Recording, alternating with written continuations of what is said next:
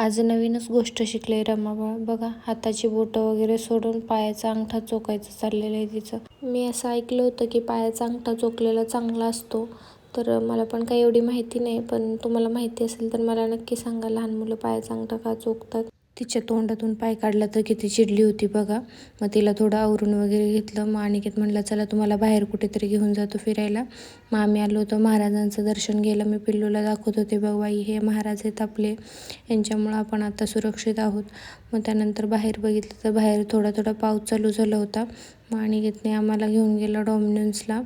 मग आम्ही तिकडे पिझ्झा खायला गेलो होतो. मग पिझ्झाची ऑर्डर देत होता अनिकेत. इथं बघा पिल्लूच आणि तिच्या पप्पाची कशी मस्ती चालली होती. कुठे पण जा, बापलेकीची मस्ती काय थांबतच नाही. मग तिला थोडं टेबलवरती वगैरे बसून आम्ही तिच्याबरोबर गप्पा मारत होतो, खेळत होतो तिच्यासोबत आणि पिझ्झाचा वेट पण करत होतो. यांचं काय चाललं होतं काय माहिती दोघांचं. मग पिल्लूबरोबर मी पण खेळायला लागले थोडं. रमाला बाहेर घेऊन जायचं काय आम्हाला टेन्शन नसतं. तिला फक्त उचलून घ्यायचं, कुठे ठेवायचं नाही खाली.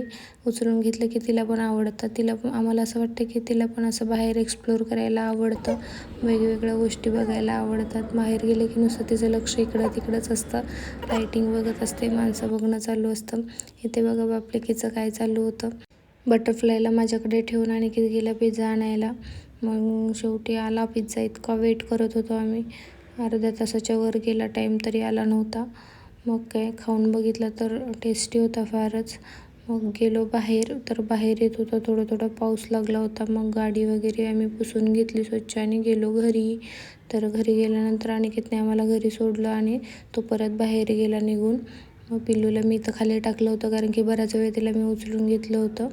मग इथे मी पण थोडं फोटो वगैरे काढत होते आणि नंतर ना मग पिल्लूला झोपवायचं होतं मला. पण बघा तिच्या डोळ्यावर झोप दिसते का, आता कसं झोपवू मी हिला. तर काय आता झोपवते. तर असा होता माझा आजचा दिवस. Okay, bye.